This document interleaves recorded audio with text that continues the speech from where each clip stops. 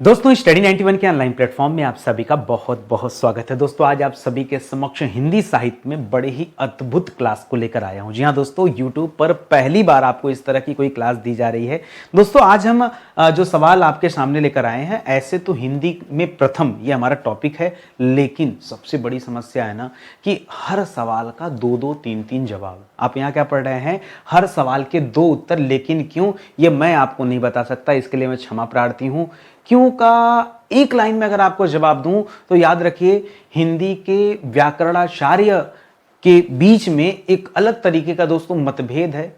कोई किसी को उत्तर मानता है, कोई किसी को उत्तर मानता है। फिर ऐसे में आप क्या करेंगे? आपके पास यही रास्ता है कि आप दोनों लोगों की बातों को सुनो और दोनों तीनों चारों उत्तरों को आप याद रखिए। इसके अलावा कोई भी जवाब नहीं है, कुछ भी जवाब नहीं है, इसका कोई शॉर्टकट नहीं है, आपको पढ़ना ही होगा। ठीक है, तो आइए, ऐसे सवालों की भरमार हमारे पास है। बहुत सारे सवाल आपकी स्क्रीन पे यहां दिख रहे होंगे, जैसे अपभ्रंश का प्रथम महाकवि किसे कहा जाता है, अपभ्रंश का प्रथम व्याकरण व ग्रंथ किसे कहा जाता है, हिंदी में प्रथम साहित्यिक रचना कौन सी है, हिंदी का प्रथम चंपू काव्य कौन सा है, चौपाई दोहा का सबसे पहले प्रयोग कहां पर हुआ, हिंदी साहित्य का सबसे बड़ा महाकाव्य कौन सा है, खड़ी बोली हिंदी का पहला महाकाव्य कौन सा है, औहट का सबसे पहली बार प्रयोग किसने किया, हिंदी के सर्वप्रथम गीतकार कौन थे, आधुनिक खड़ी बोली के प्रथम कवि के रूप में कौन जाने जाते हैं, पहले सूफी कवि कौन थे, पहले रहस्यवादी कवि कौन थे, पहले दलित कवि कौन थे। ऐसे भर भर के सवाल है और ज्यादातर सवालों में दोस्तों आपको डबल उत्तर मिलेगा, दो दो जवाब मिलेंगे।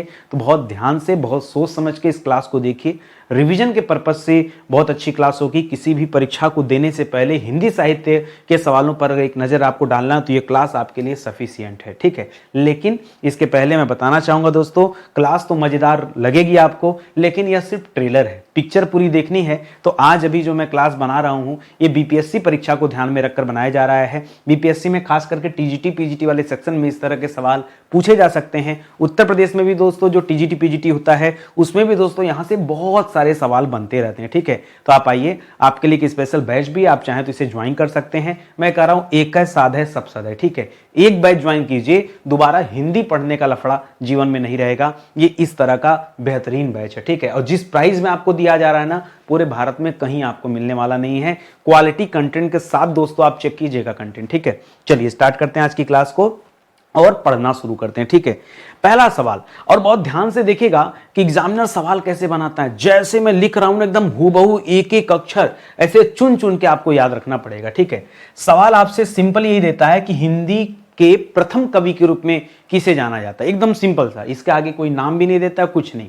परीक्षा में से सवाल दे देगा हिंदी के प्रथम कवि। ठीक है, तो याद रखेगा, हिंदी के प्रथम कवि के रूप में जाना जाता है पुष्य को। इनका नाम पुष्य या कहीं कहीं पे दोस्तों पुंड लिखा होता है, पुष्य या पुंड। ठीक है, अच्छा, कार्यकाल दोस्तों इनका क्या था? ठीक है, कार्यकाल इनका दोस्तों क्या था? कार्यकाल मतलब अवधि। ठीक है, किस अवधि के अंतर्गत दोस्तों इनका नाम आता है, देखने को सुनने को मिलता है, तो याद रखेगा लगभग 613 ईस्वी की बात आती है। कितना? 613 ईस्वी की बात आती है जब हम पुष्य या पुंड की बात करते हैं।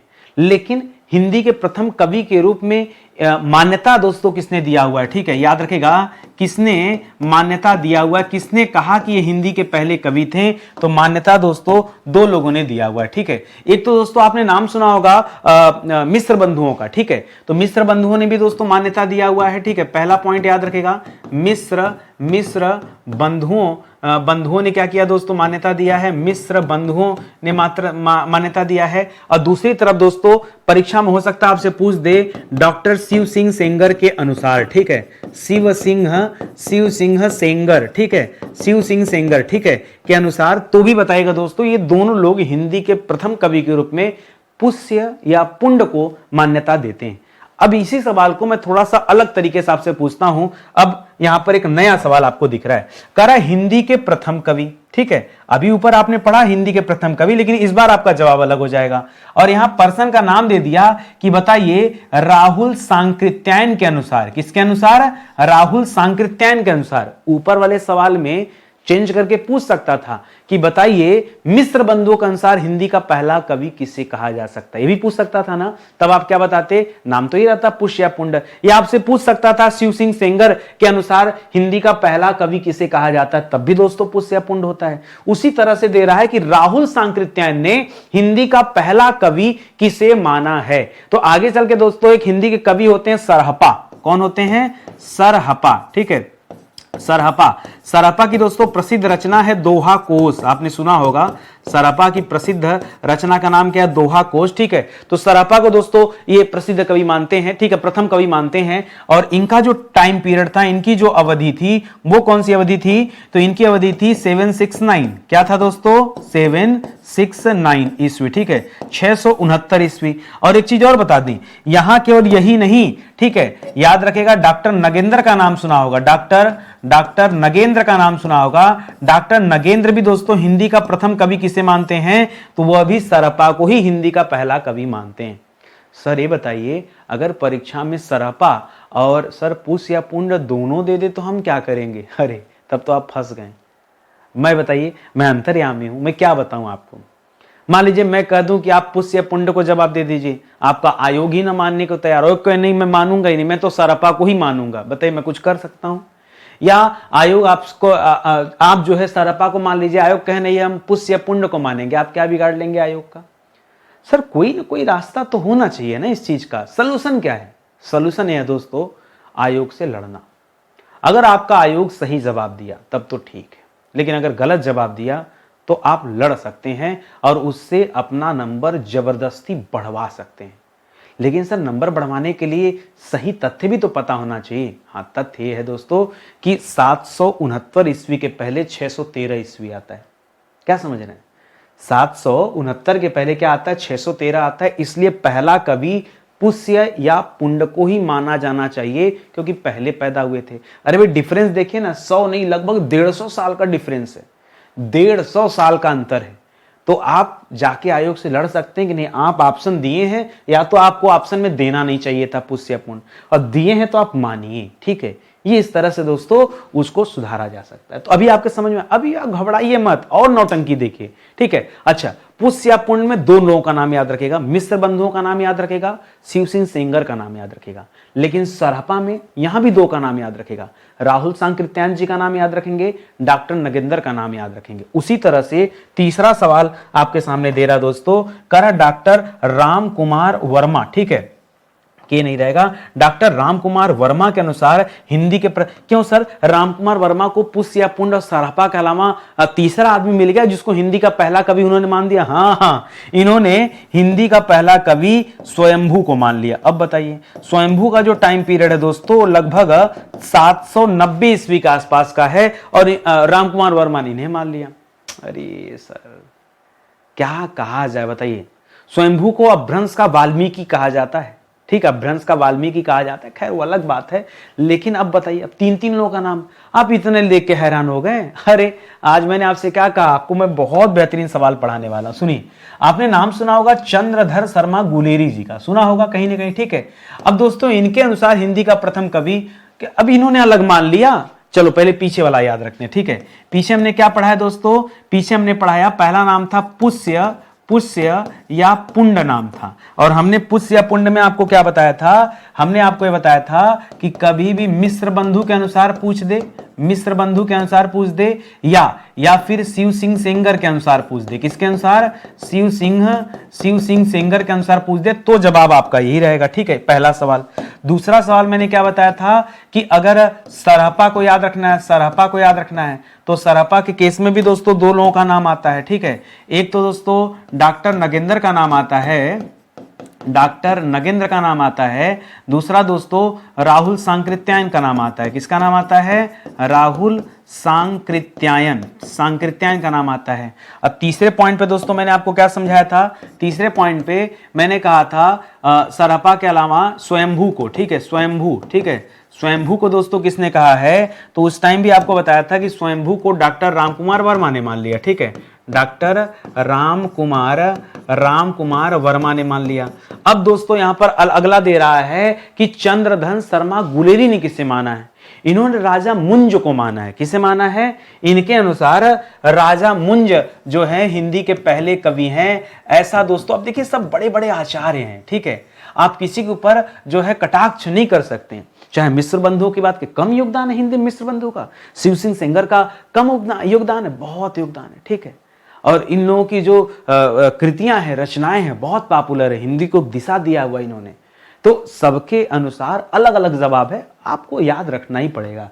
चंद्रधन शर्मा गुलेरी जी हिंदी में का पहला कवि किसे मानते हैं? यह मानते हैं राजा मुंज को। लेकिन राजा मुंज का जो समय था बहुत बाद का समय था, मुझे नहीं समझ में आता है कि इन्होंने राजा मुंज को क्यों माना, ठीक है, रचना रहा होगा, कुछ इनके दिमाग में गया होगा।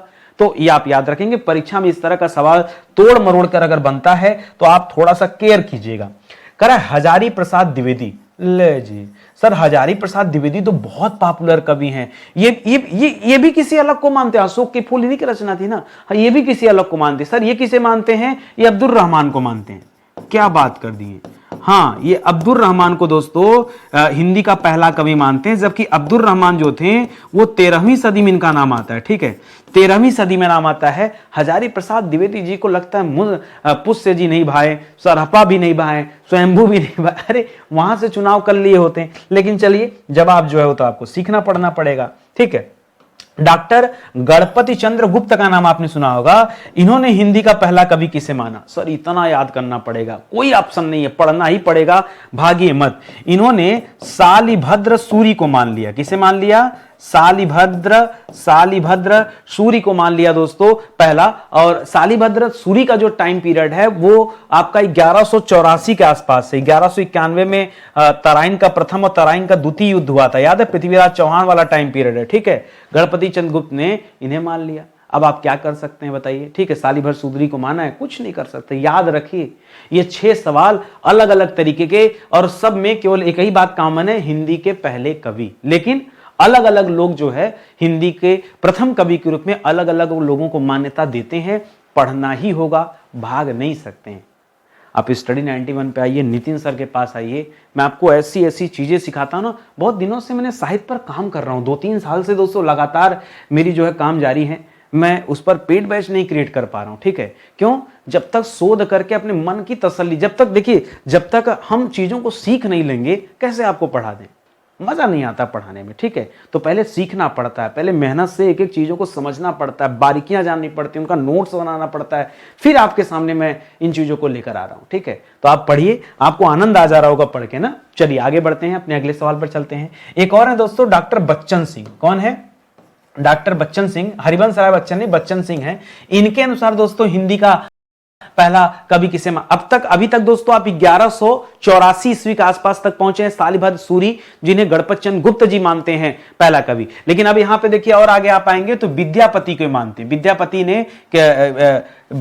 ने कीर्ति पताका वगैरह की रचना किया है, कीर्ति लता, कीर्ति पताका, ये इन्हीं की रचनाएं हैं, ठीक है। तो याद रखेगा ये विद्यापति को दोस्तों पहला कवि मानते हैं। जबकि विद्यापति बहुत बाद में 15वीं सदी में इनका उल्लेख मिलता है, भाई बहुत बाद में आए हैं, ठीक है। 15वीं सदी में विद्यापति का उल्लेख मिलता है। इनकी रचनाएं कौन कौन सी दोस्तों? तो कीर्ति लता हो गया, कीर्ति पताका हो गया, कीर्ति लता हो गया, कीर्ति पताका हो गया, कीर्ति पताका हो गया, ये सब दोस्तों इनकी रचनाएं हैं, ठीक है। तो आप याद रखेंगे, ठीक है, डॉक्टर बच्चन सिंह के अनुसार, ठीक है। चलिए और आगे आ जाते हैं, अगले सवाल पर आइए। अगला सवाल दे रहा है कि हिंदी कवियों के विषय में जानकारी देने वाली पहली पुस्तक। हाँ, ये तो गजब की बात है भाई।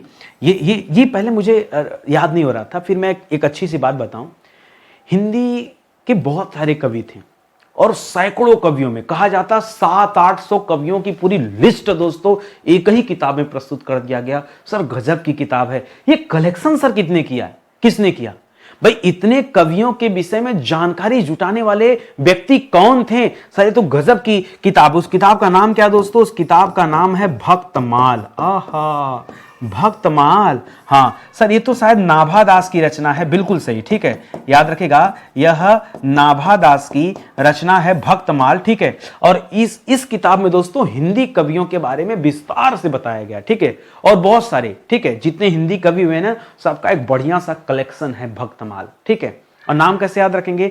देखिए भक्त, सारे भक्तों को एक ही जगह दोस्तों जुटा के रख दिया है नाभादास जी ने, ठीक है। भक्तमाल नाभादास की रचना है और इसमें हिंदी के कवियों के विषय में दोस्तों जानकारी मिलती है, ये आप याद रखेंगे। करा हिंदुस्तानी के स्थान पर हिंदी शब्द का प्रथम प्रयोग करता। ये सवाल जब मैं पहली बार पढ़ा था मैंने बहुत शोध किया, मैं इस सवाल से संतुष्ट नहीं हूं, मैं इस सवाल से संतुष्ट नहीं हूं। खैर पहले मैं आपको उत्तर बता दूं, उत्तर के बाद मैं इसके पीछे छिपी वो कहानी बताता हूं जिसकी वजह से नितिन सर संतुष्ट नहीं हो रहे हैं, ठीक है। देखिए यहां पे दो चीजें दिया है, एक तो दिया हिंदुस्तानी शब्द दिया है, दूसरा दोस्तों हिंदी शब्द दिया है। पहली बात, मैं जिस व्यक्ति की बात करने जा रहा हूं उस व्यक्ति ने कभी हिंदी शब्द का यूज ही नहीं किया, उसने हर जगह हिंदुस्तानी शब्द का ही यूज किया। हम बात कर रहे हैं दोस्तों गिलक्राइस्ट की। किसकी बात कर रहे हैं? गिलक्राइस्ट की। वैसे तो ये अंग्रेज थे, ठीक है, लेकिन दोस्तों हिंदी के अध्यापक थे। क्या थे दोस्तों? हिंदी के अध्यापक थे, ठीक है। और इन्होंने खूब शोध किया, लेकिन शोध करने पर इन्होंने हिंदी शब्द नहीं, इन्होंने ज्यादातर दोस्तों हिंदुस्तानी शब्द का ही यूज किया है, हिंदी शब्द का यूज नहीं किया है, ठीक है। तो ये पहले पॉइंट में आप याद रखेंगे। दूसरा पॉइंट याद रखेंगे दोस्तों, हिंदवी, हिंदी की जगह पर हिंदवी शब्द का प्रयोग की बात आती है। किसकी बात आती है? हिंदवी, ठीक है, हिंदवी। तो हिंदवी शब्द का जो प्रयोग हुआ दोस्तों, ठीक है, इसका प्रयोग दोस्तों अबू सईद ने किया है। किसने किया है? अबू सईद ने दोस्तों इसका प्रयोग किया है हिंदवी शब्द का, न कि हिंदी शब्द का, ठीक है। तो इसीलिए दोस्तों कहीं ना कहीं मेरे मन में कंफ्यूजन होता है। कंफ्यूजन इस बात के लिए भी रहता है कि जो गिलक्राइस्ट को यह बताया जा रहा है कि भैया इन्होंने हिंदी शब्द का यूज किया, मैंने बहुत विषय इनके बारे में बहुत पढ़ा, लेकिन कहीं भी हिंदी विषय नहीं जहां देखा गया इन्होंने हिंदुस्तानी शब्द की चर्चा खूब किया है, लेकिन हिंदी शब्द की नहीं। लेकिन अब आपके एग्जाम में सवाल आता है और आयोग गिलक्राइस्ट को ही सही जवाब मानता है, तो हम तो आयोग से बड़े हैं नहीं, हमें तो बताना ही पड़ेगा कि नहीं जवाब आपका यही है।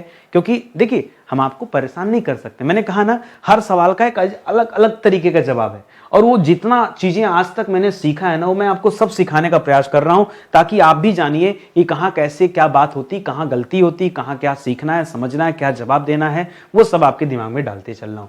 इसी तरह एक सवाल आता है कि देसी भाषा में किसी मुस्लिम द्वारा, बहुत ध्यान से पढ़िएगा, देसी भाषा में, देसी भाषा का मतलब क्या दोस्तों? सीधे सीधे कहो ना, यहां हिंदी भाषा में, ठीक है। देसी भाषा मतलब देश की भाषा, और देश की भाषा क्या थी? हिंदी। करा हिंदी भाषा में मुस्लिम द्वारा रचित पहला काव्य ग्रंथ कौन सा है जिसकी रचना किसी मुसलमान ने किया है और हिंदी में किया है? ये आपसे पूछा जा रहा है। तो याद रखेगा इस रचना का नाम है संदेश रासक। क्या नाम है? संदेश रासक। जैसा कि दोस्तों पहले बता दिया है कि ये जो है किसी मुस्लिम द्वारा दोस्तों लिखा गया ग्रंथ है। तो किसने लिखा है? उस मुस्लिम का नाम क्या है दोस्तों? उनका नाम है अब्दुल रहमान। क्या नाम है? अब्दुल रहमान। सर हमने पीछे अब्दुल रहमान पढ़ा था। हाँ पढ़ा था, बताऊं कहां पढ़ा था? आपने पढ़ा था हजारी प्रसाद द्विवेदी जी ने, हजारी प्रसाद द्विवेदी जी ने, ठीक है, क्या माना था? हिंदी का प्रथम कवि मान लिया था, ठीक है। हिंदी का प्रथम कवि दोस्तों किसे माना था? वो दोस्तों अब्दुल रहमान को ही। हाँ वहीं पढ़ा था सर, वहीं पढ़े थे ना, अरे पीछे पढ़ाया आपको, ठीक है। तो अब्दुल रहमान, उनकी रचना का नाम क्या दोस्तों? संदेश रासक। और ध्यान दीजिएगा ये पहले ऐसे मुस्लिम व्यक्ति थे जिन्होंने देसी भाषा में क्या किया है? रचना किया है। इसको आप याद रखेंगे। और ये जो संदेश रासक किताब है ना, इससे भी दोस्तों एक खतरनाक सवाल आता है। इसे हिंदी का प्रथम धर्मेत्तर रास ग्रंथ कहा जाता है। क्या कहा जाता है? ठीक है, तो याद रखिएगा प्रथम धर्मेत्तर, ठीक है, धर्मेत्तर रास ग्रंथ, ठीक है, रास ग्रंथ भी कहा जाता है। यहां से दोस्तों सवाल बनता है, ऐसे सवाल आता है कि बताइए हिंदी का पहला धर्मेत्तर रास ग्रंथ कौन सा है? तब भी क्या बताएंगे? संदेश रासक बताइएगा, ठीक है। तो इस तरह से छिपा हुआ सवाल है। अब जवाब मैं आपको देना सिखा रहा हूं, बाकी तो देखिए मेहनत तो आपको ही करना पड़ेगा, इसका कोई शॉर्टकट नहीं है, ठीक है। इसी तरह सवाल दे रहा है कि जैन रास काव्य परंपरा का पहला ग्रंथ किसे कहा जाता है? जो जैन रास काव्य परंपरा का दोस्तों पहला ग्रंथ है जैन में, वो ग्रंथ दोस्तों कौन सा है? तो इस ग्रंथ का नाम है उपदेश रासायन रास। क्या नाम है? उपदेश रासायन रास, ठीक है, उपदेश रासायन रास, ये जैन धर्म परंपरा का दोस्तों पहला ग्रंथ है जिसे तैयार किया था जिन दत्त सूरी जी ने। ठीक है, तो याद रखेंगे किसने तैयार किया, इसे तैयार किया जिन दत्त सूरी। ठीक है, जिन दत्त सूरी ने। ठीक है सर, पीछे हमने कहीं सालिभद्र सूरी पढ़ा था, आइए याद दिला देता हूं, मेरा काम ही हो गया आजकल याद दिलाना। ठीक है, ठीक है, सालिभद्र सूरी। सालिभद्र सूरी को दोस्तों हिंदी का पहला कवि माना था, हिंदी का प्रथम कवि कहा था। किसने कहा था? डॉक्टर गणपति चंद्र गुप्त ने कहा था। किसने कहा था? डॉक्टर गणपति चंद्र गुप्त ने दोस्तों इन्हें क्या कहा था? हिंदी का पहला कवि कहा था। ये आपने पढ़ा था, वहां सालिभद्र सूरी था। और अभी जो पढ़ रहे हैं ये जिनदत्त सूरी है, और इनकी रचना का नाम आप पढ़ रहे हैं उपदेश रासायन रास। ठीक है, उपदेश रासायन रास ये पढ़ रहे हैं, और इसे अपभ्रंश का पहला रासायन रास भी कहा जाता है। ठीक है,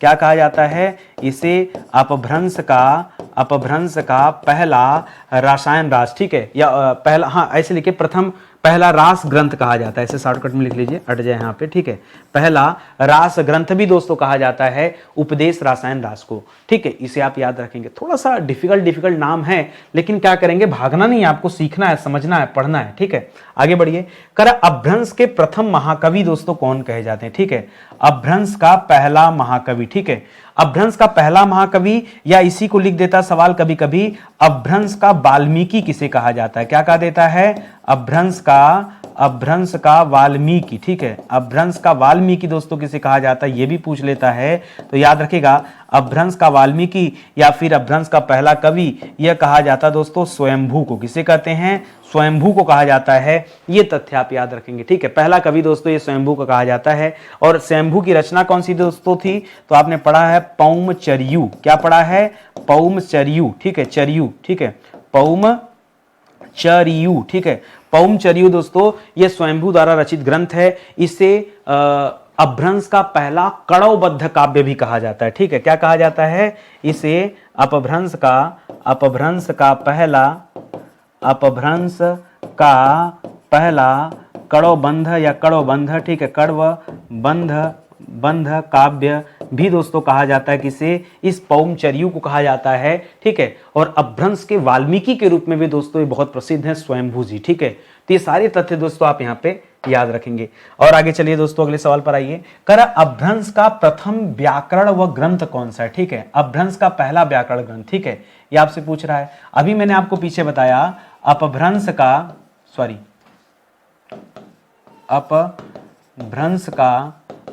का पहला कड़वबद्ध। ठीक है, कड़वबद्ध लिखिए, बंद नहीं। ठीक है, कड़वबद्ध ग्रंथ। ठीक है, वो दोस्तों मैंने क्या बताया आपको? यहां मैंने बताया पौमचर्यू को याद रखेगा, पौमचर्यू। ठीक है, चर्यू, पौमचर्यू को याद रखेंगे।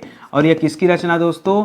यह रचना है स्वयंभू की। ठीक है, तो ये आप एक सवाल याद रखिए। अब दोस्तों आपसे अलग सवाल पूछ रहा है कि अपभ्रंश का पहला व्याकरण कौन सा? व्याकरण दोस्तों ये एक अनुशासन को दर्शाता है, इस तरह से इसे आप याद रखेंगे, शब्दानुशासन। ठीक है, शब्दानुशासन। ठीक है, शब्दानुशासन ये दो शब्दों से मिलकर बना हुआ है, शब्द धन अनुशासन। ठीक है, शब्द धन अनुशासन बराबर शब्दानुशासन। ये दोस्तों ग्रंथ है, जिसको तैयार किसने किया दोस्तों? तो इसको तैयार किया है हेमचंद्र ने। किसने तैयार किया है?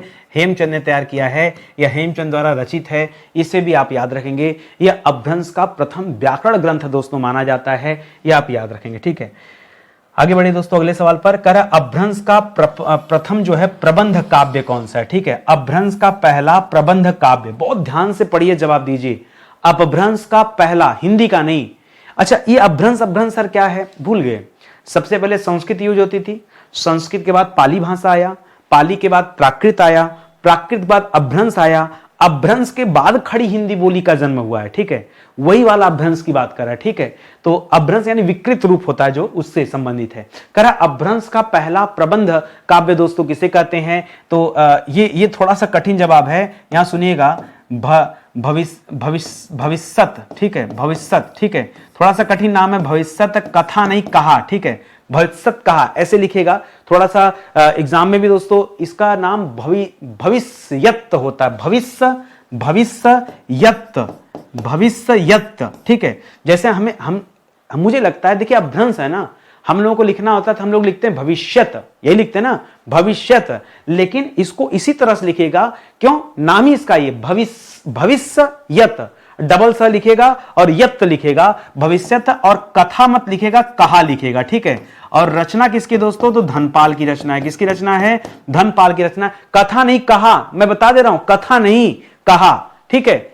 आपका दिल क्या कह रहा है उसे दूर रखिए, जो सच में नाम है ना पहले उसे आप समझिए, ठीक है। मैं यहां बात कर रहा हूं अपभ्रंश का पहला प्रबंध काव्य का, इसको अपने दिमाग में आप रखेंगे। अब थोड़ा सा आगे बढ़िए, अगला सवाल दे रहा है कि हिंदी में पहली साहित्यिक रचना, यहां हिंदी की बात कर रहा है, अब अपभ्रंश की बात नहीं कर, अब आ गया हिंदी पे, कह रहा हिंदी की जो पहली साहित्यिक रचना थी वो कौन सी थी। हिंदी की पहली साहित्यिक रचना, तो याद रखेगा उसका नाम है श्रावकाचार। क्या नाम है, श्रावकाचार। जी हां, हिंदी की पहली रचना कौन सी है, पहली साहित्यिक रचना जो है वो उसका नाम है श्रावकाचार। किसने लिखा है दोस्तों, तो इसे लिखा है देवसेन ने, ठीक है, देवसेन या फिर देवसेना, ठीक है, देवसेनी लिखिए, ठीक है, देवसेन। और इससे संबंधित एक तथ्य और याद रखिएगा, ये जो देवसेन है इन्हें जैन का पहला कवि, प्रथम जैन कवि का दर्जा भी प्राप्त है, इसको आप याद रखेंगे। प्रथम जैन कवि का दर्जा दोस्तों किसे दिया गया है, वो दिया गया देवसेन को। सवाल ये भी आता है, अलग से पूछ लेता है कि बताइए पहला जैन कवि कौन था। जैसे पूछ देता पहला रहस्यवादी कवि कौन थे, तो कबीरदास का नाम लेते हैं। पहले दलित कवि कौन थे, संत रैदास का नाम लेते हैं। बहुत लोग दलितों में आते हैं, लेकिन नाम जो प्रसिद्ध है जहां पे उत्तर आपको देना वो इसी हिसाब से, तो उसी हिसाब से दोस्तों पूछे कि पहले जैन कवि कौन थे, तो देवसेन बताइएगा। इन्हीं की रचना है श्रावकाचार, जो जिसे हिंदी का पहला साहित्यिक ग्रंथ माना जाता है, साहित्यिक रचना माना जाता है। तो इस तरह से दोस्तों आप इसे जो है दिमाग में आप अपने रखेंगे और अच्छे से याद रखिएगा। अगले सवाल पर आइए, कह रहा हिंदी का प्रथम चंपू काव्य दोस्तों कौन सा है। पहले आप समझिए चंपू का मतलब होता क्या है, ठीक है, पहले आप समझिए चंपू का मतलब क्या होता है, चंपू काव्य का मतलब क्या होता है। याद रखिएगा ऐसी रचना जो गद्य प्लस पद्य, ठीक है, गद्य प्लस पद्य दोनों में हो, ठीक है, गद्य प्लस पद्य दोनों में हो, उसे हम क्या कहते हैं, उसे हम कहते हैं चंपू काव्य। बस एक लाइन में याद रखिए, ऐसी रचना जो गद्य और पद्य दोनों में हो उसे हम कहते हैं चंपू काव्य। और पहली जो ये चंपू काव्य है वो कौन है, उसका नाम है राउल वेला, ठीक है, राउल वेला। अब आप मानने को तैयार नहीं होंगे कि सर हम तो मानते ही नहीं, क्योंकि हमने इसका नाम कभी पढ़ा ही नहीं, ठीक है, राउल वेला, राउल वेला। और यह रचना किसकी है, यह रचना है रोड़ा की, एक कवि है दोस्तों, उनका नाम ही है, ठीक है, रोड़ा, रोला नहीं, रोड़ा ही नाम है दोस्तों, आपको याद रखेंगे, ठीक है। राउल वेला या राउल वेल लिखा रहता है, इसे हिंदी का पहला चंपू काव्य मानते हैं। यह आपका पहला जवाब। अब आप एग्जाम में देखिएगा कि आपको ये जवाब में ऑप्शन में दिया है कि नहीं, चंपू काव्य में इसका ऑप्शन, मतलब बहुत खतरनाक पेपर बनेगा तभी ऑप्शन मिलेगा, नहीं तो ऑप्शन में आएगा ही नहीं। इसके अलावा दोस्तों चंपू काव्य का दर्जा दोस्तों किसे दिया जाता है, एक त्रिविक्रम की रचना, त्रिविक्रम भट्ट की रचना दोस्तों, ठीक है, त्रिविक्रम भट्ट, ये डबल ट है, ठीक है, भट्ट की रचना, ठीक है, एक त्रिविक्रम भट्ट थे, उनकी रचना का नाम है दोस्तों नल चंपू। क्या नाम है, नल चंपू। तो बहुत सारे लोग ना इस नल चंपू को दोस्तों क्या मानते हैं, यहां पर आपका अपना जवाब मानते हैं, लेकिन आपको यहां भी नहीं रुकना है। इसके बाद दोस्तों याद रखेगा एक तीसरा जवाब याद रखेगा, परीक्षा में राउल वेल रोड़ा वाली जो रचना है वो भी कम ही पूछा जाता है। अच्छा, ये रचनाकार है, ये कौन है दोस्तों, ये रचनाकार है, कंफ्यूजन में मत रहिएगा, ये रचनाकार का नाम है। पता चला कि आपने राइटर को रचना बता दिया और रचना को जो है राइटर बता दिया, गड़बड़ हो जाएगा ना, तो इसको समझिएगा। और जो तीसरा नंबर दोस्तों, ये तो गुप्त की रचना है, मैथिली शरण गुप्त की रचना यशोधरा, उसको ज्यादा लोग मानते हैं, सबसे ज्यादा पॉपुलर जो है ना वो यशोधरा है, ठीक है। तो याद रखिएगा मैथिली शरण, मैथिली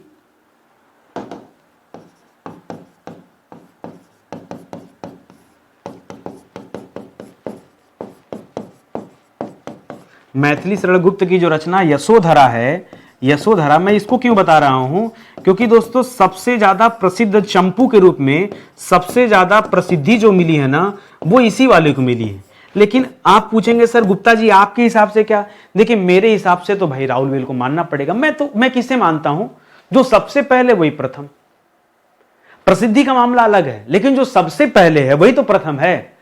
वो चाहे अच्छा हो चाहे खराब हो, लेकिन भैया पहले नंबर पे है तो पहला पहला होता है। मैं उसमें कौन होता हूं छेड़छाड़ करने वाला, हाँ हाँ, प्रसिद्ध पूछेगा, सबसे ज्यादा पॉपुलर पूछेगा, जवाब चेंज हो सकता है। भाई नरेंद्र मोदी जी भारत के सबसे प्रसिद्ध प्रधानमंत्री हो सकते हैं, लेकिन पहले कभी नहीं हो सकते हैं। पहले हो सकते हैं क्या? हाँ, जवाहरलाल नेहरू चाहे अच्छे थे, चाहे खराब थे, चाहे उन्हें अलग अलग लोग चाहे जिस भी श्रेणी में रखें, वो अलग विषय है, लेकिन पहला होने का दर्जा तो उन्हें ही जाएगा ना। आप उसको इतिहास में बदल नहीं सकते। हाँ, आप कुछ नई चीजें जोड़ सकते हैं कि स्वतंत्र भारत में पैदा होने वाला पहला प्रधानमंत्री कौन था? अब जवाब नरेंद्र मोदी। तो सवाल पूछने का तरीका भी अलग है। क्यों सर? अटल बिहारी वाजपेयी नहीं, तो वाजपेयी जिनका जन्म 1947 के पहले हुआ था, बाद नहीं। नरेंद्र मोदी का जन्म उसके बाद हुआ है। तो ऐसा माना जाता है कि स्वतंत्र भारत में जन्म लेने वाले पहले प्रधानमंत्री वो नरेंद्र मोदी हैं। और ये टाइटल दोस्तों ये कोई छीन नहीं सकता मोदी जी से। हाँ, ये मोदी जी से कोई छीन नहीं सकता। क्यों? क्योंकि दोस्तों पहले बन चुके हैं, अब कहां है कोई छीनेगा? कोई हटा थोड़े देगा। तो इस तरह से आप समझिए पहले सवाल क्या पूछा जा रहा। तो पहला अगर पूछेगा तो गुप्ता जी तो जवाब राहुल वेला देंगे। हाँ, राहुल वेल नहीं होगा तब त्रिविक्रम भट्ट देंगे। अच्छा, एनसीईआरटी में हर जगह त्रिविक्रम भट्ट ही दिया हुआ है। जो नल चंपू रचना है उसी के बारे में दोस्तों ज्यादा बताया गया है, ठीक है। लेकिन हमें क्या, हम अपनी क्लास में तो भाई हर चीज डिस्कस करते हैं। मैं चाहता हूं ना कि मेरे बच्चे ना कंफ्यूजन में न रहे, उनके मन में कोई कंफ्यूजन नहीं होना चाहिए। चलिए, करा चौपाई और दोहा, ठीक है। चौपाई के दोस्तों, चौपाई में कितना होता है? 4 चरण होता है। पढ़े आप ना, चौपाई में 4 चरण होता है और प्रत्येक चरण में 16 मात्राएं होती, ठीक है। याद रखेंगे, प्रत्येक चरण में कितनी मात्राएं होती? 16। और दोहा में क्या होता है? 13 और 11 मात्राओं पर यति पाई जाती है, ये आपने पढ़ा है ना, ठीक है। तो 13 11 मिलाकर कितना हो जाएगा? यहाँ 24, एक एक लाइन में 24 मात्राएं होंगी, ठीक है। इसको याद रखेंगे। करा दोहा और चौपाई का पहली बार प्रयोग किसने किया? अब जिसको नहीं पता होगा वो चला जाएगा उनके पास, तुलसीदास जी के पास। श्री गुरु चरण सरोज रज निज मन मुकुर सुधार, बर नौ रघुबर विमल जसु जो दायक फलचार, बुद्धिहीन तन जान के सुमिरो पवन कुमार, बल बुद्धि विद्या देह मोहि हरऊ कलेश विकार। हो गया दोस्तों दोहा। और चौपाई पे आ गए तो जय हनुमान ज्ञान गुण सागर, जय कपीस तिहुँ लोक उजागर। चौपाई स्टार्ट हो गई। हाँ, तो वहां नहीं जाना है। तुलसीदास तो बहुत बाद में आए, उनके और पहले चलिए, सरहपा के पास चलिए। इसका जवाब जो है दोस्तों वो सरहपा है। कौन है दोस्तों? इसका जवाब क्या है? सरहपा जवाब होगा। सरहपा की रचना एक आपने पढ़ा था दोहा कोश, उसमें दोहा लिखा था। तो आपका दिमाग इन पे नहीं गया, आप तुलसीदास पे चले गए।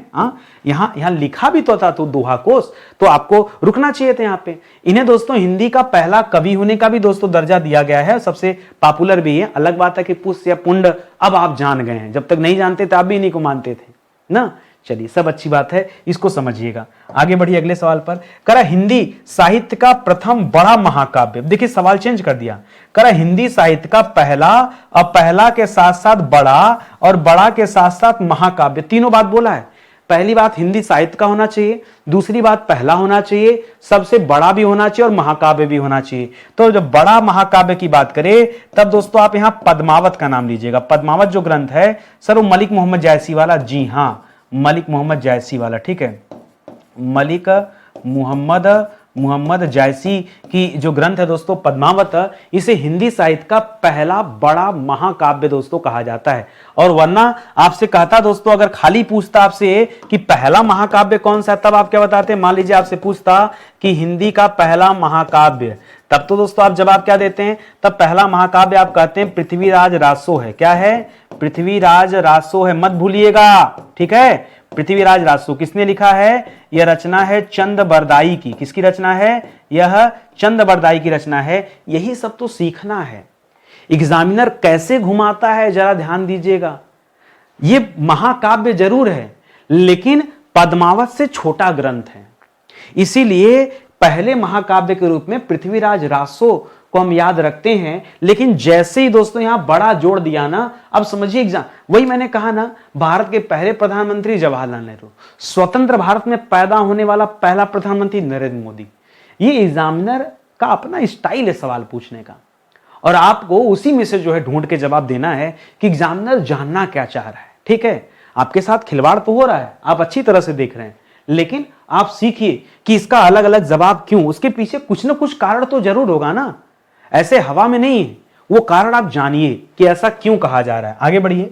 कर खड़ी बोली हिंदी का प्रथम महाकाव्य। देखिए समस्या किया ना आपने, पीछे पहले पढ़ा कि याद रखेगा पहला महाकाव्य, पहला महाकाव्य। तब आपने जवाब क्या दिया दोस्तों, पहला महाकाव्य के रूप में आप ध्यान देते हैं कि पहला महाकाव्य पृथ्वीराज रासो को कहा जाता है। पृथ्वीराज रासो को यह पहला महाकाव्य दोस्तों कहा जाता है, ये आप जानते हैं। अब उसके बाद दोस्तों आपने दूसरे नंबर पे क्या पढ़ा, पहला बड़ा महाकाव्य, पहला के साथ बड़ा जोड़ दिया और अब आपसे दोस्तों महाकाव्य पूछ रहा है, पहला बड़ा महाकाव्य। तब दोस्तों आपने क्या पढ़ा, तब आपने कहा कि चलिए सर इस बार हम कर देते हैं पद्मावत। क्या कर देते हैं, पद्मावत। तो आपने ये जवाब दिया। अब देखिए फिर से आपके लिए एक परेशानी खड़ा कर रहा है। अब कह रहा है खड़ी हिंदी बोली का पहला महाकाव्य। तब दोस्तों प्री प्रवास बताइएगा, वो हरिऔध जी वाली जो रचना थी ना, वो वाला, ठीक है। तो याद रखिएगा, अब आपका जवाब क्या हो जाएगा, अब आपका जवाब हो जाएगा प्री प्रवास। और प्री प्रवास दोस्तों किसकी रचना है, ये अयोध्या सिंह उपाध्याय हरिऔध की रचना है, ठीक है। अयोध्या सिंह उपाध्याय हरिऔध, ठीक है। हरिऔध की यह रचना है। इसे आप ध्यान में देखेंगे। जब खड़ी बोली हिंदी दे दे, तो अभी तक कहीं खड़ी बोली हिंदी नहीं जोड़ा था, तो समस्या क्या है दोस्तों, समस्या है ये खड़ी हिंदी बोली। इसको अपने दिमाग में आप जरूर याद रखेंगे कि परीक्षा में देखिए दिया है कि नहीं, और जैसे दिखे तुरंत आप अलर्ट हो जाइए, अरे कलम अपनी सोच समझ के चलाइएगा। मेरा काम है गलती से बचाना आपको।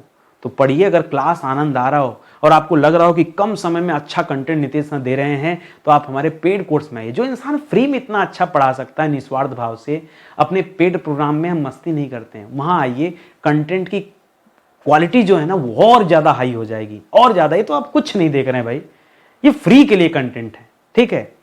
ये फ्री के लिए कंटेंट है। आप पेड बैच में आइए कभी, फिर देखिए वहां कंटेंट कैसा होता है। अच्छा लगे तो लाइक कमेंट शेयर जरूर कीजिएगा। हाथ जोड़कर विनम्र निवेदन आपसे, ठीक है।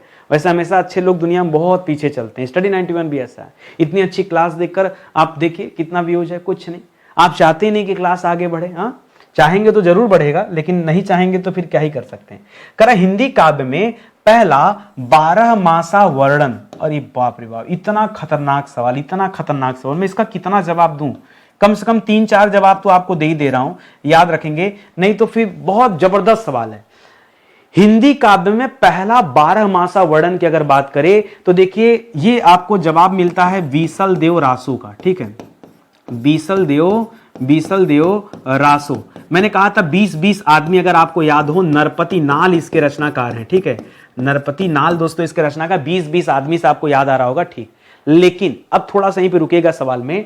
अगर दोस्तों 12 मासा दे दिया, ठीक है। अगर आपसे कह दे व्यापक, ठीक है, कि हिंदी में पहली बार व्यापक और मार्मिक ढंग से 12 मासा का वर्णन, ठीक है, तो क्या दे दे दोस्तों, यहां पे लिख दे कि हिंदी में, सुनिएगा पहले क्या लिखा है, हिंदी में पहली बार व्यापक प्लस मार्मिक ढंग से, ठीक है, व्यापक प्लस मार्मिक ढंग से, ठीक है, 12 मासा का वर्णन, ठीक है, 12 मासा का वर्णन, ठीक है। तो अब दोस्तों जब यहां व्यापक और मार्मिकता की बात कर दे, तब आप पद्मावत बताएगा, वो मलिक मोहम्मद जैसी वाली, हाँ वही वाली, ठीक है। तब आप क्या बताएंगे दोस्तों, तब आप बताएंगे पद्मावत। क्या बताएंगे, तब आप पद्मावत बताइएगा। मैं रचनाकार नहीं लिख रहा हूं, कई बार पढ़ाया हूं आपको, तब दोस्तों आप ये बताइएगा। लेकिन अब इसी सवाल को थोड़ा सा तोड़ मरोड़ कर एक नए तरीके से आपके सामने दे रहा हूं।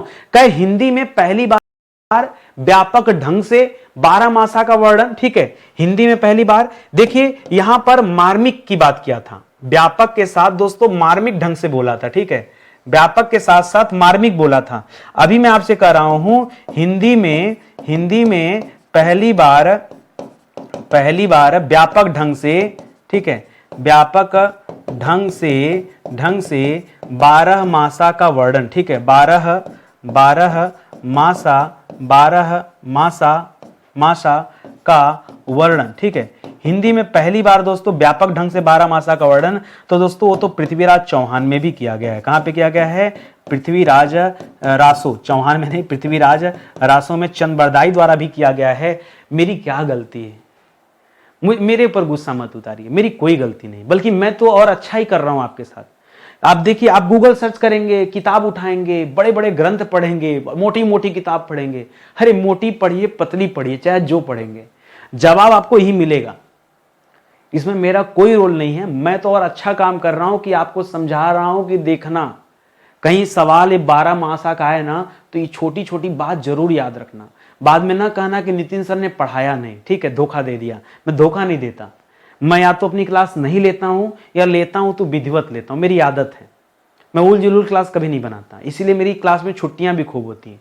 एक्चुअली में छुट्टियां नहीं होती हैं, मैं जब तक अपना कंटेंट बना नहीं लेता ना, अंदर से आत्मा नहीं करती, मैं पढ़ा ही नहीं पाता हूं।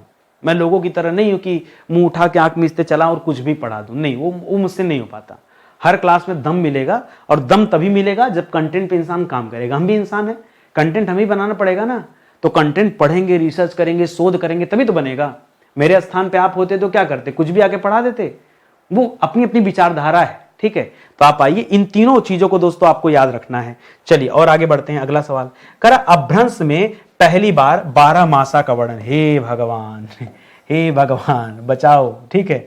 अभी तक हिंदी में पूछा था 12 मासा का, अब कह रहा है कि अपभ्रंश में पहली बार दोस्तों 12 मासा का वर्णन दोस्तों कहां मिलता है, ठीक है। तब दोस्तों आप रुक जाइए।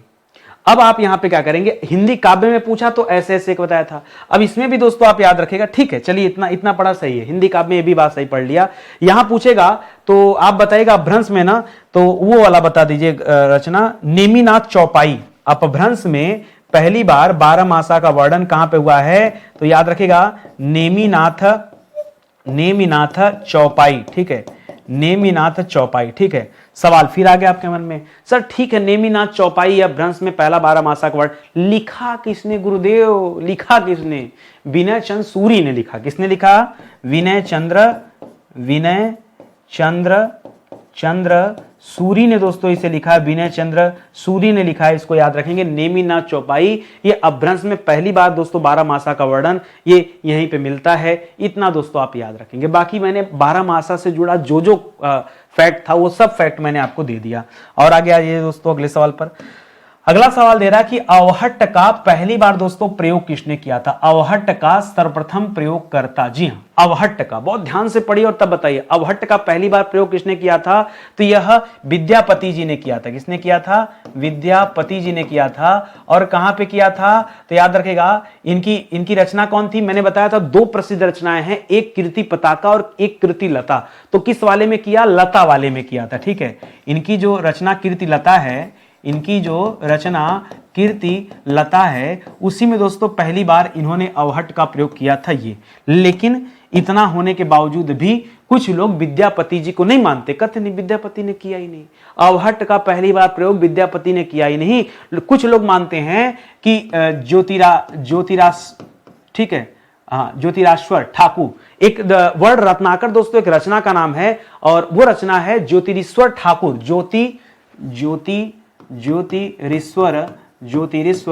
ज्योतिरीश्वर ठाकुर की एक रचना है। इस रचना का नाम है वर्ण रत्नाकर। इसमें दोस्तों मानते हैं, ठीक है। आप पूछेंगे गुप्ता जी आप बताइए, तो गुप्ता जी भी दोस्तों वर्ण रत्नाकर वाले को ही मानते हैं, ठीक है। लेकिन प्रसिद्धि जो मिली, पॉपुलैरिटी जो मिली, वो दोस्तों विद्यापति को मिल गई, ठीक है। तो पहले के मामले में ये वाला जवाब हो जाएगा, प्रसिद्धि के मामले में हो जाएगा। आप समझिए, मैं इसके साथ एक फैक्ट नोट कर दे रहा हूं, ठीक है। अगर आपसे पहला पूछे, पहला, ठीक है, तो पहले वाले में तो दोस्तों आप यही जवाब दीजिएगा। लेकिन दोस्तों अगर आपसे प्रसिद्ध पूछे, क्या पूछ ले, प्रसिद्ध, पॉपुलर, समझ रहे हैं ना, तब दोस्तों उसमें कीर्ति पताका दे दीजिएगा। अब यहां अलग बात है कि नहीं पूछा, लेकिन आप अपने स्वेच्छा से आप समझिए कि मैं आपको क्या समझाना चाह रहा हूं, इस हिसाब से दोस्तों आप जो है याद रखने का प्रयास कीजिए। आगे बढ़िए, करा हिंदी में पहला गीतकार किसे कहते हैं। पहला गीतकार का दर्जा भी दोस्तों विद्यापति जी को ही दिया गया, जी हाँ। हिंदी में पहला गीतिकार भी दोस्तों किसे कहा जाता है, यह भी दोस्तों विद्यापति को ही कहा जाता है, यह आप याद रखेंगे, ठीक है। और जबकि हिंदी का पहला कवि किसे कहते हैं दोस्तों, हिंदी का प्रथम कवि जो सबसे प्रसिद्ध हैं, ठीक है, वो है सरहपा। कौन है दोस्तों, सरहपा। सबसे ज्यादा पॉपुलैरिटी दोस्तों सरहपा को तो मिला हुआ है, तो ये तथ्य भी आप याद रखेंगे। और आगे आ जाइए, अगले सवाल पर आइए। अगला सवाल दे रहा है कि आदिकाल में सर्वप्रथम, आदिकाल मतलब वीरगाथा काल, चारण काल, आदिकाल को क्या कहते हैं, आदिकाल को ही हम वीरगाथा काल के नाम से जानते हैं, आदिकाल को ही हम चारण काल के नाम से जानते हैं, अलग अलग है। सबसे पुराना समय आदिकाल, आदिकाल के बाद भक्ति काल, भक्ति काल के बाद रीति काल, रीति काल के बाद आधुनिक काल, फिर उस आधुनिक काल में भारतेंदु युग पढ़ते हैं, द्विवेदी, सब पढ़ते हैं, वो अलग बात अपनी जगह, ठीक है। तो कह रहा आदि काल में सर्वप्रथम खड़ी बोली का यूज किसने कर लिया? पुराने समय में खड़ी बोली का यूज, ये तो बहुत पुराने समय में जाएंगे तो आमिर खुसरो के अलावा कोई मिलेगा ही नहीं, ठीक है। आमिर खुसरो ने दोस्तों क्या किया था, सबसे पहली बार खड़ी बोली का प्रयोग किया था, ठीक है। और तबला वाला का आविष्कारक भी है, तबला के और उसके क्या बोलते हैं सितार के, ठीक है। तबला और सितार के आविष्कारक भी ही हैं, ठीक है। तबला के और सितार के आविष्कारक ही हैं। इन्हें तोता ए हिंद कहा जाता है। क्या कहा जाता है? तोता ए हिंद कहा जाता है, ठीक है। और दोस्तों इन्होंने 7 सुल्तानों का काल देखा। कितने? 7 सुल्तानों का काल इन्होंने देखा था, ठीक है। ये सब इनसे जुड़ा हुआ फैक्ट है। या कासगंज एटा में दोस्तों इनका जन्म हुआ था, ये भी परीक्षा में खूब आता है, ठीक है। कासगंज एटा में दोस्तों इनका जन्म हुआ था। 5-6 फैक्ट हैं जो खूब परीक्षा में पूछा जाता है, जबरदस्त, ठीक है। तो ये दोस्तों आप याद रखेंगे। और आगे बढ़िए अगले सवाल पर। कह रहा आधुनिक खड़ी बोली के प्रथम कवि कौन कहे जाते हैं? ठीक है, आधुनिक खड़ी बोली, जो आधुनिक खड़ी बोली है इसका प्रथम कवि दोस्तों किसे माना जाता है? आधुनिक शब्द जोड़ते ही आपका जवाब देखिए बदल जाएगा। अब आप जवाब दीजिए श्रीधर पाठक। जी हाँ, क्या जवाब देंगे आप? श्रीधर पाठक, ठीक है, श्रीधर पाठक। ऐसे खड़ी बोली का जन्मदाता या प्रवर्तक किसे माना जाता है? अगर नॉर्मली आपसे पूछे खड़ी बोली का प्रवर्तक, ठीक है, खड़ी बोली का प्रवर्तक, तब दोस्तों आप कहते हैं आमिर खुसरो को कहा जाता है। किसे कहा जाता है?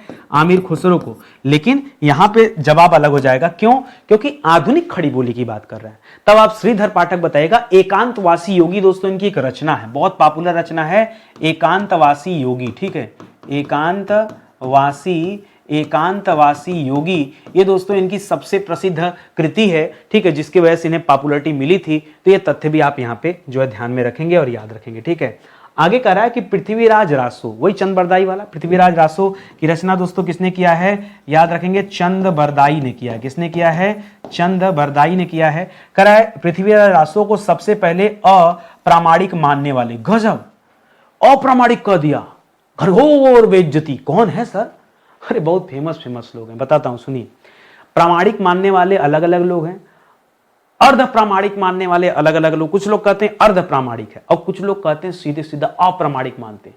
अप्रामाणिक मानने वालों में जो आपके एग्जाम में पूछा जाता है वो एक्चुअली नाम जानना चाहता है एक विदेशी व्यक्ति का, डॉक्टर वुलर। क्या बताता दोस्तों?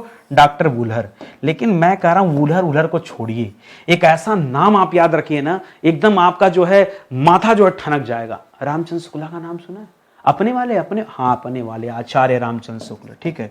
वो खुद है मानते हैं, तो अब बताइए दूसरे को क्या करें, ठीक है।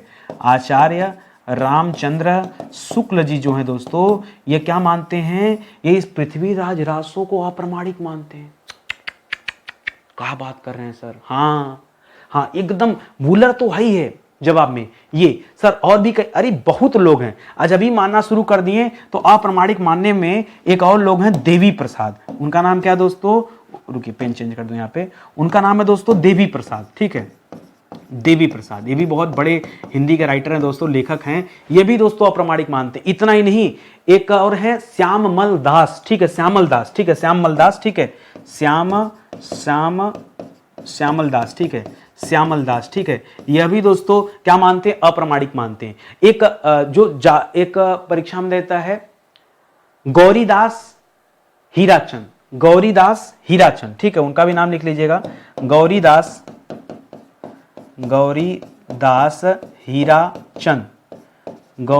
हीराचंद जो है दोस्तों, यह भी क्या मानते हैं? यह अप्रामाणिक मानते हैं, ठीक है।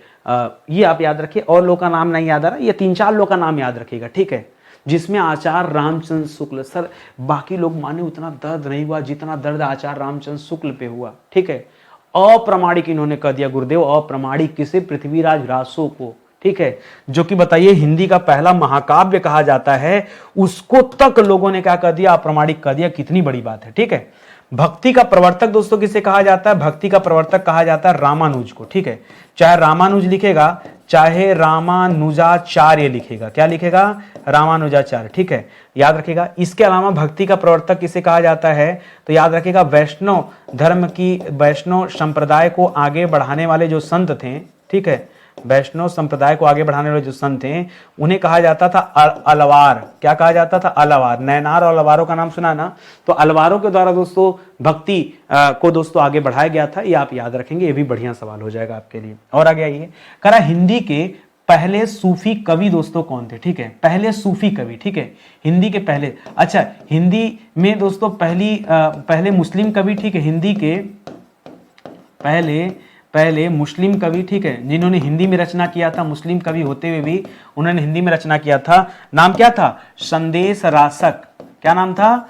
संदेश रासक। रचना किसने किया था? अब्दुल रहमान। किसने किया था? अब्दुल रहमान। ठीक है, याद है ना? अब्दुल रहमान। ठीक है, तो ये तथ्य दोस्तों आप याद रखेंगे। अभी आपसे सूफी के बारे में पूछ रहा है। देखिए, मुस्लिम होना, सूफी होना, ये दो अलग अलग है। अगर सूफी पूछे ना तो मुल्ला दाऊद बताएगा। ठीक है, मुल्ला दाऊद। क्या बताएंगे? मुल्ला दाऊद बताएगा। ठीक है, मुल्ला दाऊद की रचना क्या थी दोस्तों? मुल्ला दाऊद की रचना का नाम है कुतुबन। क्या रचना है दोस्तों इनकी रचना का नाम है कुतुबन। तो याद रखेगा, पहले सूफी कवि कहे जाते हैं। और और इतना ही नहीं, अब देखिए बवाल क्या हो जाता है। रामचंद्र शुक्ल दोस्तों, यहां भी बवाल खड़ा कर दिए हैं। रामचंद्र शुक्ल ने, याद रखेंगे, पहला जो, सॉरी नहीं, कुतुबन नहीं, चंदायन।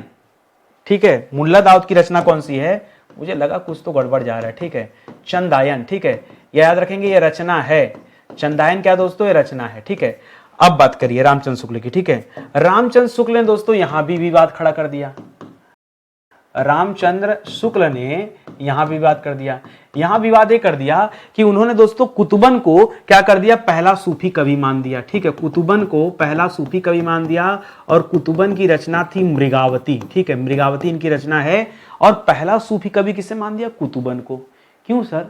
हाथ छोड़ो, क्या फायदा? क्यों? आपसे शुरू में बताया ना कि हर सवाल का दो उत्तर हर बार क्यों पूछने हमसे चले आते हैं। रामचंद्र शुक्ला को नहीं समझ में आया, मुल्ला दाऊद को मानना चाहिए, नहीं समझ में, नहीं माने।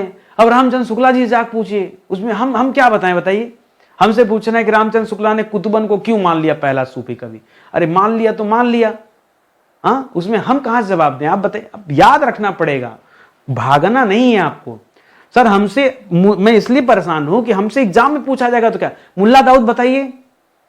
सर रामचंद्र शुक्ला के ने जिसको बताया उसको क्यों ना? अरे जब आपसे अलग से पूछे कि रामचंद्र शुक्ल के अनुसार पहला सूफी कवि कौन है, तब बताइए ना कुतुबन को, तब जाइए बताने। जब रामचंद्र शुक्ल का नाम नहीं ले रहा है तो काहे रामचंद्र शुक्ला की आत्मा को परेशान कर रहे हैं आप? हाँ, दूर रहिए, वहां से दूर रहिए। समझ में आ रहा है? अच्छे से सीखिए, पहले सवाल कितना घुमाता है आप जानिए। आगे बढ़े दोस्तों, अगले सवाल पर आइए। अगला सवाल दे रहा है, निर्गुण संप्रदाय के सर्वप्रथम संत कवि की बात कर रहा है। अब निर्गुण देखते ही ना लड़का क्या कर दिया? सर कबीरदास। अरे ठीक है, कबीरदास निर्गुण थे, लेकिन कबीरदास को संतों की श्रेणी मत कहें सर। अरे संत यार, संत आत्मा जो होते हैं वो भक्ति वाले होते हैं। ठीक है, निर्गुण में भले थे लेकिन भक्ति के प्रति उनकी एक आस्था होती, निराकार ब्रह्म के उपासक होते हैं। और ये लोग तो एकदम अलग थे। तो यहां दोस्तों जो नाम जानना चाह रहा है एग्जाम में ना, वो नाम जानना चाह रहा है नामदेव जी का नाम। ठीक है, नामदेव जी को महाराष्ट्र में दोस्तों पहले संत के रूप में दोस्तों नामदेव बहुत फेमस थे। ऐसे कहने को तो देखिए फिर पूरा लाइन लगा है ना, फिर आप कहें कबीरदास को परेशान कर रहे हैं। ठीक है, आप यहाँ रैदास का भी नाम ले लीजिए, क्या दिक्कत है? आप यहाँ नानक का नाम ले लीजिए, क्या दिक्कत? नानक नहीं थे। आप यहाँ मलुकदास का नाम ले लीजिए, नहीं दिक्कत है? बताइए। फिर ये लोग भी तो हैं, ठीक है, और भी बहुत सारे लोग हैं, तो आप सबका नाम, ये सब निर्गुण वाले तो हैं। ठीक है, तो इस तरह से आप याद रखेंगे। आगे बढ़िए दोस्तों, कुछ और बेहतरीन सवाल लीजिए। अगला सवाल दे रहा है कि राम कथा संबंधी हिंदी का पहला प्रबंध काव्य। ठीक है, राम कथा संबंधी हिंदी का पहला प्रबंध काव्य कौन सा है? ना तो वाल्मीकि रामायण है और ना तो रामचरितमानस जिसकी रचना तुलसीदास जी ने किया, ना तो वो है। इसको छोड़ करके बताइएगा राम कथा संबंधी हिंदी का पहला प्रथम काव्य। ठीक है, तो आप जानते भी नहीं होंगे दोस्तों, मैं अभी जो बताने वाला हूं यह है दोस्तों रामायण कथा। क्या है? रामायण कथा। आपने सुना भी नहीं होगा। ये मैं जिस रामायण कथा की बात कर रहा हूं, इसकी रचना दोस्तों विष्णुदास ने किया है। किसने किया है? इसकी रचना किसने किया है? विष्णुदास ने किया है। तो एग्जाम में अब होता क्या है ना, परीक्षा में आया नहीं राम कथा, बच्चे का इच्छा ही नहीं कि वो तुलसीदास जी को छोड़े और वाल्मीकि को छोड़े। ठीक है, और आप छोड़ेंगे नहीं तो नंबर छोड़ेगा, गलत हो जाएगा ना। जो एग्जामिनर जानना चाहता है उस हिसाब से आपका जवाब विष्णुदास होगा, उनकी वाली राम कथा। या ये हो सकता है, या स्वयंभू का रामायण हो सकता है, या दूसरा क्या हो सकता है दोस्तों, स्वयंभू का रामायण। एक रामायण और है स्वयंभू का रामायण, ठीक है, स्वयंभू का रामायण। तो स्वयंभू का रामायण दोस्तों इसकी रचना स्वयं स्वयंभू ने ही किया है, ठीक है, स्वयं स्वयंभू की रचना थी ना दोहा कोश, ठीक है, दोहा कोश, ठीक है। तो याद रखिएगा स्वयंभू ने ही दोस्तों इसकी रचना किया है, ये आप ध्यान में रखेंगे। तो बहुत अच्छे से दोस्तों इस चीज को अपने दिमाग में रखिएगा। उलझना तो है ही है, बात सवालों से तो क्या किया जाए, ठीक है, पढ़ते देखते हैं कितना घुमा सकता है हमें।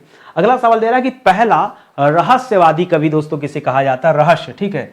रहस्यवादी इसलिए कहा गया दोस्तों, न जन्म का पता, ठीक है, न जन्म का पता चला, ठीक है, और ना ही मृत्यु का पता चला, ठीक है, न ही मृत्यु का पता, ठीक है, ना ही मृत्यु का पता। हम किसकी बात कर रहे हैं, ठीक है, हम बात कर रहे हैं कबीरदास जी की। हम किसकी बात कर रहे हैं दोस्तों, कबीर। सर क्या बात कर रहे हैं, कबीरदास जी का पालन पोषण लहर तारा बनारस में नीरू और नीमा नामक दो जुलाहे ने किया था। अच्छा, तो ये भी पता होगा कि नीरू नीमान उन्हें पाया था। अब कैसे पाया था, भगवान के कोई रूप थे या कौन थे, ईश्वर जाने। आज तो कबीर को मानने वाले लाखों की संख्या में भक्त हो गए हैं, कबीर पंथी, हाँ, लाखों की संख्या में भक्त हो गए हैं जो निर्गुण ब्रह्म के उपासक हैं, कि कोई थर्ड शक्ति है लेकिन कौन है लोगों को नहीं पता, और इन्हीं के बताए मार्गों पर चलते हैं लोग, ठीक है। लेकिन जन्म का पता क्या था, पालन पोषण जरूर किया नीरू नीमा ने, लेकिन जन्म का पता आपको था क्या, रियल में कौन माता पिता थे पता था, सर नहीं पता था। मृत्यु को पता कर लिए होते, हाँ, कैसे कैसे मृत्यु तो सुने सर, इनका मगहर में मृत्यु हुआ, संत कबीरनगर मगहर में, हाँ बिल्कुल सही सुना आपने। लेकिन मगहर में जब मृत्यु हुआ तो मगहर गए क्यों, इसलिए गए क्योंकि लोग मानते थे उस समय मगहर जो था ना उसे नरक, धरती पर नरक मानते थे। क्यों, वहां पे जो जाता था उसके साथ चोरी छिनेती डकैती होती थी, इसलिए उसके नरक की तुलना होती थी। इन्होंने कहा हम नरक में मरेंगे चल के।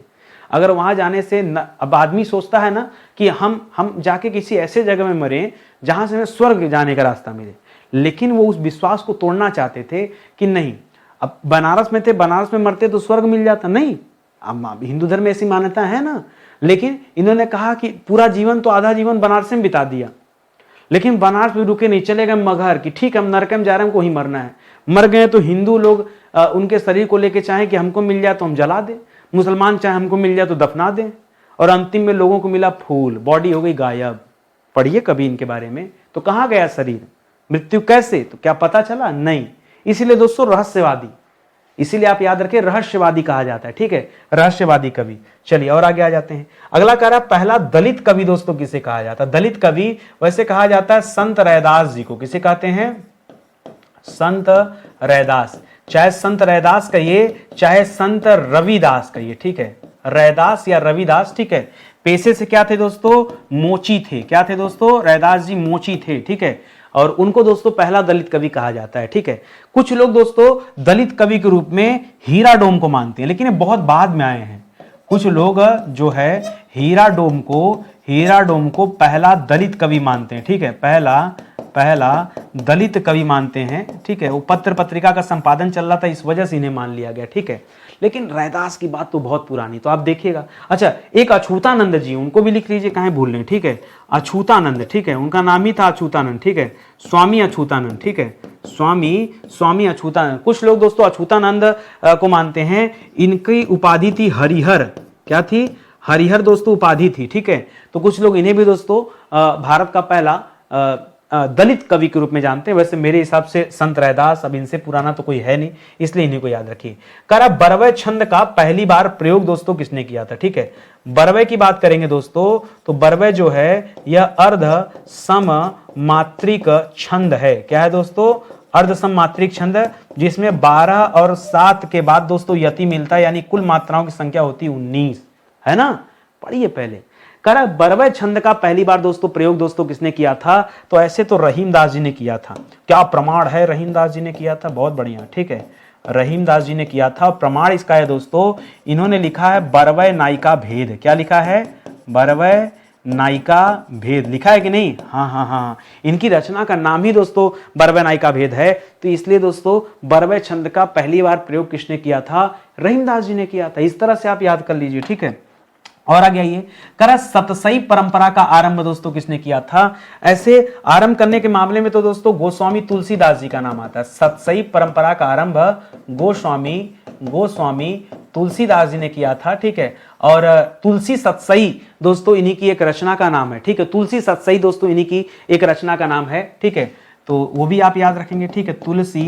तुलसी सतसई, ठीक है, तुलसी सतसई। और इस रचना में दोस्तों क्या किया गया है? तुलसीदास के जो संग्रह हैं वो किए गए हैं, ठीक है ये। लेकिन परीक्षा में अगर तुलसीदास ऑप्शन में न दे तो याद रखेगा कुछ लोग हाल, एक कवि है दोस्तों हाल, ठीक है, एक कवि है दोस्तों, उनका नाम था हाल, ठीक है, हाल।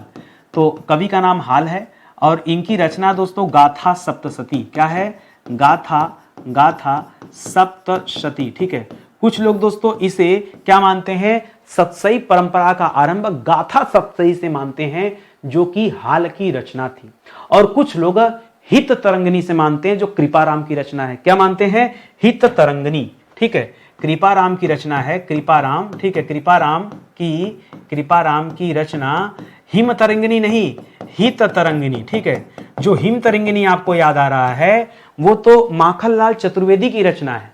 हिम तरंगिणी और हिम किरीटनी दोनों दोस्तों माखनलाल चतुर्वेदी की रचना है। यहां हम हित तरंगिणी की बात करें, हित तरंगिणी, ठीक है। तो इसको आप अपने दिमाग में रखेंगे। तो यहां से दोस्तों सतसई परंपरा का आरंभ माना जाता है। करा भक्ति शब्द का दोस्तों पहली बार दोस्तों प्रयोग कब हुआ था? तो याद रखिएगा पहली बार प्रयोग दोस्तों उपनिषद में देखने को मिला, ठीक है। उपनिषद में आप कहेंगे कौन सा उपनिषद है? तो याद रखिएगा श्वेताश्वर, ठीक है। श्वेताश्वर जो उपनिषद है दोस्तों, उसमें दोस्तों पहली बार भक्ति का श्वेताश्वर या श्वेताश्वेतर बोलते हैं, ठीक है। इसी को क्या कह देते हैं? इसी को श्वेताश्वेतर भी कहा जाता है, ठीक है। श्वेताश्वेतर उपनिषद में दोस्तों पहली बार भक्ति शब्द का प्रयोग किया गया, ये भी आप याद रखेंगे, ठीक है। और आगे आइए, करा रीति काव्य का सर्वप्रथम ग्रंथ कौन सा है? पहला ग्रंथ जो रीति काव्य का दोस्तों ग्रंथ है, पहला ग्रंथ, वो कौन सा है दोस्तों? वो यही है, कृपाराम वाली जो हित तरंगिणी है, यही है, ठीक है। हित तरंगिणी, ठीक है। हित तरंगिणी दोस्तों, इसके लेखक कौन है? इसके लेखक कौन है दोस्तों? तो याद रखिएगा इसके लेखक का नाम है कृपाराम। क्या नाम है? कृपाराम, ठीक है। इसे याद रखेंगे। कहा जाता सतसई का आरंभ दोस्तों इस हुआ था। और नायिका भेद संबंधी दोस्तों प्रथम रचना भी इसी को कहा जाता है, ठीक है। परीक्षा में अगर पूछे नायिका भेद, ठीक है, नायिका भेद संबंधी पहली रचना, ठीक है, नायिका भेद संबंधी पहली रचना अगर आपसे पूछे ना, तब भी दोस्तों यही कृपाराम की हित तरंगिणी का नाम लीजिएगा। यह नायिका भेद संबंधी पहली रचना थी, ठीक है। तो यहां से भी दोस्तों डबल आंसर मिल रहा है आपको। ये चीजें आपको अपने दिमाग में रखना है। आगे करा रीतिकालीन आचार्यों में प्रथम दोस्तों किसे कहा जाता? फर्स्ट, तो याद कीजिएगा, तो बहुत पॉपुलर है आचार्य केशवदास। कौन है दोस्तों? आचार्य केशवदास को दोस्तों क्या माना जाता है? यह रीतिकाल का पहला आचार्य माना जाता है। लेकिन वही फिर भारत के पहले प्रधानमंत्री वाली हालत, कुछ लोग दोस्तों यहाँ अलग लोगों को मानते हैं, कुछ लोग। अच्छा, केशवदास की रचनाएं कौन कौन सी थी? तो रसिक प्रिया, कवि प्रिया, रसिक प्रिया, रामचंद्रिका, ये सब नोट कर लीजिए। कवि प्रिया, रसिक प्रिया, ठीक है, रसिक प्रिया, रामचंद्रिका ना, रामचंद्रिका, ये सब दोस्तों इनकी क्या थी? ये सब इनकी रचनाएं थी, ठीक है। इस वजह से दोस्तों रीतिकाल के प्रथम कवि माने जाते हैं ये। लेकिन कई जगह पे दोस्तों चिंतामणि त्रिपाठी को बता दिया गया। कई जगह पे क्या कह दिया गया कि चिंतामणि त्रिपाठी क्या थे दोस्तों? यह रीतिकाल के पहले आचार्य, ठीक है, रीतिकाल के पहले आचार्य थे। अब बताइए सर किसने कहा? जरा एक बार सामने कौन कंट्रोवर्सी पैदा करता है? ही रामचंद्र शुक्ला जी ने बीच बीच में लेकर खोस दिए नया सवाल, ठीक है। ये रामचंद्र शुक्ला की देन है, ठीक है। किसकी? ये रामचंद्र शुक्ला जी को तो बड़ा अच्छा मानते थे, ठीक है। लेकिन एकदम शुक्ला जी ने अपना जीवन जो है, बच्चों का जीवन जो है, अब क्या बताएं, ठीक है। रामचंद्र शुक्ला, ठीक है, इन्होंने कहा नहीं, रीतिकाल के पहले आचार्य केशवदास नहीं है, चिंतामणि त्रिपाठी है। हो गया कहानी, ठीक है। तो ये आप याद रखेंगे। थोड़ा सा ये जो है काफी कंट्रोवर्सी वाला सवाल है, लेकिन ऐसा आप तब मानिएगा जब अच्छा, इन्होंने ना ये पहला कवि शब्द नहीं दिया, इन्होंने कहा रीतिकाल के प्रवर्तक के रूप में माना इन्हें, ठीक है। चिंतामणि को क्या माना दोस्तों, रामचंद्र शुक्ल ने प्रवर्तक के रूप में माना है, ये भी आप ध्यान दीजिएगा। उसको लोग अपने अपने तरीके से दिखाते हैं, हम क्या करें, आप आचार्य केशव प्रसाद पर रहिए, रामचंद्र शुक्ला के साथ नहीं जाना आपको, ठीक है, रामचंद्र शुक्ला के साथ नहीं जाना है। जब आपसे पूछे अलग से कि रामचंद्र शुक्ला के अनुसार कौन है, तभी आप शुक्ला जी के पास जाइएगा, नहीं तो नहीं।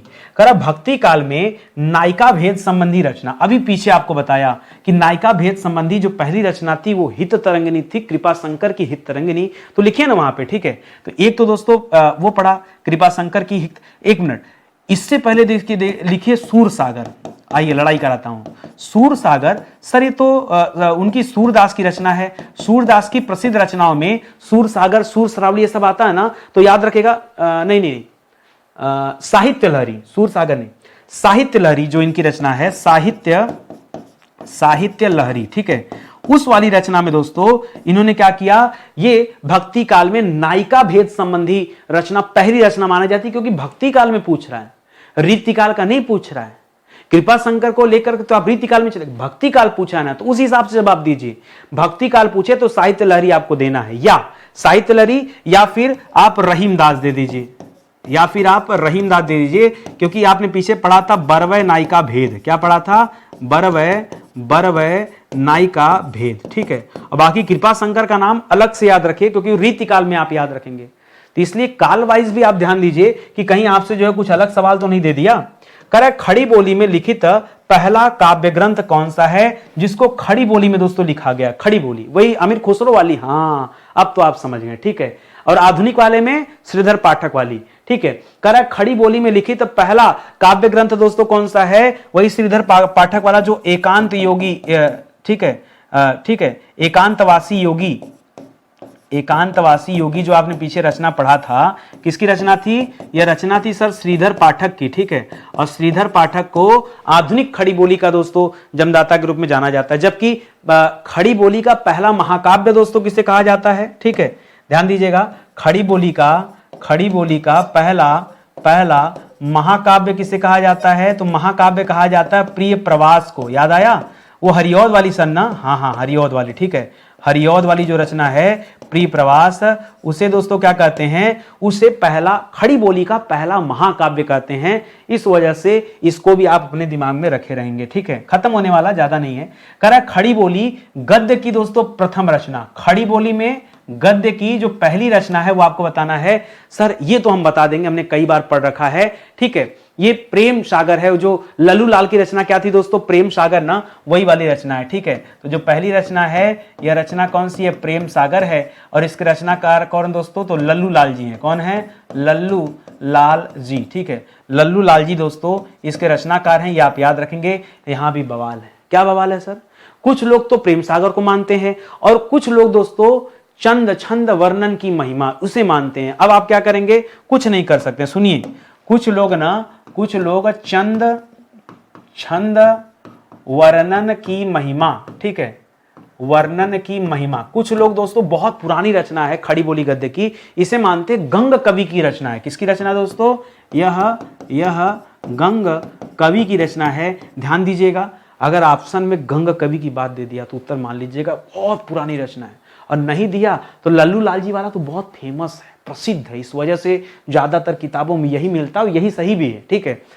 तो आप थोड़ा सा यहां पे अलर्ट रहिए कि क्या जवाब है और क्यों और कब जो है आपको जवाब चेंज करना है। करा खड़ी बोली का प्रथम गद्य ग्रंथ, ठीक है, खड़ी बोली का पहला गद्य ग्रंथ दोस्तों कौन सा। अब आप क्या कहेंगे, खड़ी बोली गद्य की पहली रचना, खड़ी बोली का पहला गद्य। अब देखिए ऐसे चलते चलते सवाल चेंज हो जाता है, ठीक है। अब यहां पे मान्यता मिला है भाषा योग वशिष्ठ को, किसे माना गया है। अब फिर मैं आपसे कह रहा हूं, मुझसे मत पूछिए, बस जो आपको बता रहा हूं सुन लीजिएगा। खड़ी बोली गद्य ग्रंथ शब्द दे, जब ग्रंथ शब्द दे, ठीक है, तब आपको ग्रंथ में क्या बताना है, भाषा योग वशिष्ठ बताना है। क्या बताना है, भाषा योग वशिष्ठ बताना है। सर किसने लिखा है, किसने लिखा है, इसको लिखा है राम प्रसाद निरंजनी ने। किसने लिखा है, राम प्रसाद निरंजनी, ठीक है, राम प्रसाद निरंजनी की रचना दोस्तों, इसे खड़ी बोली का पहला गद्य ग्रंथ कहा जाता है, ठीक है। और खड़ी बोली का दोस्तों साहित्यिक रूप दोस्तों सबसे पहले इन्होंने ही दिया था, ठीक है। खड़ी बोली का साहित्यिक स्वरूप, ठीक है, साहित्यिक रूप दोस्तों इन्होंने ही दोस्तों क्या किया था, साहित्यिक रूप में पहली बार प्रयोग दोस्तों वो भी निरंजनी साहब ने ही किया था। तो इस तथ्य को भी आप याद रखेंगे। अगला सवाल देखिए, करा हिंदी गद्य काव्य की प्रथम रचना, काव्य की पूछ रहा है, ठीक है, गद्य की नहीं, ठीक, गद्य काव्य की पहली रचना, ठीक है। अब देखिए फिर से सवाल को चेंज किया, ये स्क्रीन आप ना लेके रखिएगा, अब बहुत पूछता है, कई जगह मैंने देखा साधना एक नया नाम, हमने खुद ही नहीं कभी जीवन में पढ़ा था, हम पढ़ पढ़ के दोस्तों थक गए, ठीक है, कि अब दिया है तो हम भाग नहीं सकते हैं। हिंदी गद्य काव्य की प्रथम रचना में साधना, ये राय कृष्णदास की रचना है, कुछ लोग इसे भी दोस्तों मानते हैं, ठीक है, राय कृष्ण दास की रचना है दोस्तों साधना, कुछ लोग इसे भी मानते हैं। हम तो कहते हैं लल्लू लाल जी को याद रखिए, वो ज़्यादा सही है, ठीक है, ज़्यादा इधर उधर नहीं पढ़ने की जरूरत है कंफ्यूजन में, उन्हीं को याद रखिए, ज़्यादा अच्छा है।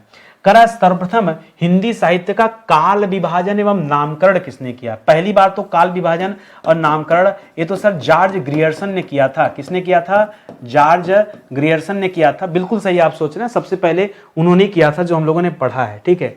अगला, करा साहित्य की मुख्य प्रवृत्ति और कालक्रम के आधार पर, ठीक है, कालक्रम के आधार पर हिंदी साहित्य का काल विभाजन एवं नामकरण किसने किया है? हाँ, इतना विधिवत की बात करेंगे तब, जिससे आप भय करते जो डाउट पैदा करा था रामचंद्र शुक्ला जी, तब आप दोस्तों रामचंद्र शुक्ल को याद रखेंगे, ठीक है।